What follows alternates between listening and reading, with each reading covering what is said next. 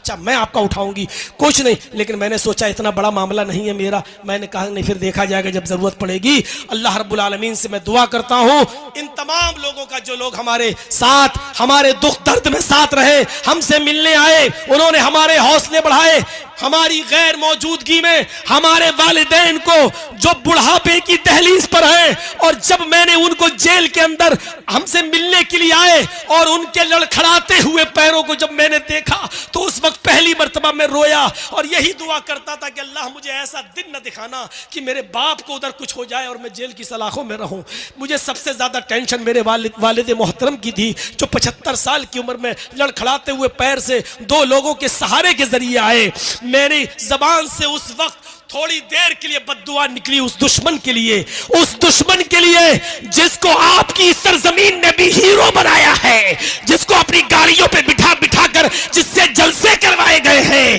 میں نام نہیں لوں گا، آپ کی سرزمین پر بھی اس کو ہیرو بنانے کی کوشش کی ہے۔ وہی جمعیت کا غدار ہے، وہی جماعت کا دشمن ہے، اور وہی جماعت اہل حدیث کا سب سے بڑا دشمن ہے جو آج میرے بھائیوں اپنی زمین اور اپنی جائیدادیں بیچنے تک میں مجبور ہو گیا ہے، لیکن اس نے ہی میڈیا کو بہکا کر اور میڈیا کو اچھال کر میری کٹنگ دے کر اور میری ویڈیوز دے کر اس نے اچھلوایا اور مجھے اس دہلیز تک پہنچایا۔ پہلی مرتبہ میری زبان سے اس کے لیے بد دعائیہ جملہ نکلا تھا۔ میرے بھائیوں یہ جائز تھا یا ناجائز یہ میں تنہائی میں سوچوں گا، لیکن میرے بھائیوں ہم نے اپنے بوڑھے ماں باپ کے ان قدموں کو لڑکھڑاتے ہوئے دیکھا تو بڑے سے بڑا گردہ والا آدمی بھی میرے بھائیوں انسان تھا، میں انسان تھا، میری زبان سے بھی وہ جملے نکلے۔ یا شرف بیچارہ یہ جو آپ کا یوٹیوب چینل والا ہر 15-20 دن کے بعد میرے پاس آتا رہا، میرے بیوی بچوں سے خیر خبر لیتا رہا۔ ایک آدمی تو ایسا میرے گھر پہ آیا جس نے میرے بچے کو بلایا،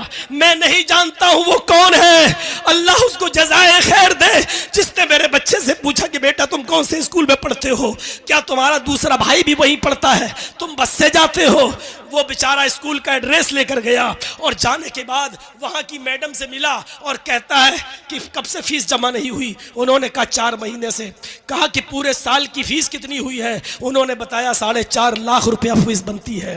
بس کی بھی اور دونوں بچوں کی پڑھائی لکھائی کی۔ اس نے 4.5 لاکھ روپے پورے سال کی فیس جمع کر دی اور اس کی رسید لا کر میرے بچے کو دے دیا کہ جاؤ اپنی امی کو دے دینا۔ میرا بیٹا اس کا موبائل نمبر پوچھتا رہا، اس کا فون نمبر جاننے کی کوشش کرتا رہا، لیکن اس نے کچھ نہیں بتایا اور کہا جا کر کہہ دینا کہ بس ہم نے اللہ کے لیے کام کیا ہے، اور وہ چلا گیا۔ میرے اس کیسٹ اور اس تقریر کے ذریعے اگر اس تک میری خبر پہنچ جائے تو تم نے میری غیر موجودگی میں میرے لیے جو سہارا بنے ہو، اللہ تمہیں تمہارے کاروبار میں دن دونی اور رات چوگنی ترقی عطا فرمائے، تمہارے دکھ درد میں تمہارا ساتھ دے، اور تم اگر اپنا نام نہیں بتانا چاہتے تو مت بتاؤ، اللہ رب العالمین اس کا تمہیں بہترین بدلہ دے گا۔ ہماری بیوی لکھنؤ میں اپنے بچوں کے ساتھ اکیلے، لیکن میرے بچے کو نمک تک نہیں خریدنا پڑا، میرے بیٹے کو نمک تک نہیں خریدنا پڑا، وہاں کی جمعیت و جماعت نے پورا ساتھ دیا۔ اللہ یہ سب تیری طرف سے ہوا ہے، میں تیرا شکر گزار ہوں،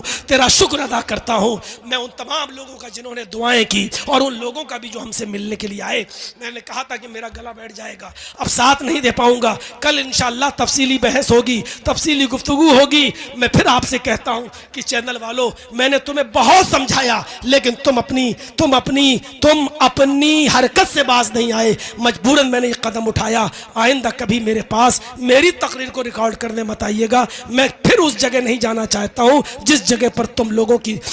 تھمبل نے اور تم لوگوں کے کٹنگ نے اور تم لوگوں کے نشانیوں نے ہمیں پہنچایا تھا۔ میں معذرت کے ساتھ کہتا ہوں کہ جو لوگ بھی مجھ سے پروگرام اپنے ہاں کرائیں گے وہ چینل والوں کو روکیں گے، ورنہ میں ان کو پروگرام نہیں دے پاؤں گا۔ بڑی معذرت کے ساتھ اللہ سے میں دعا کرتا ہوں کہ بار الہ ہماری خطا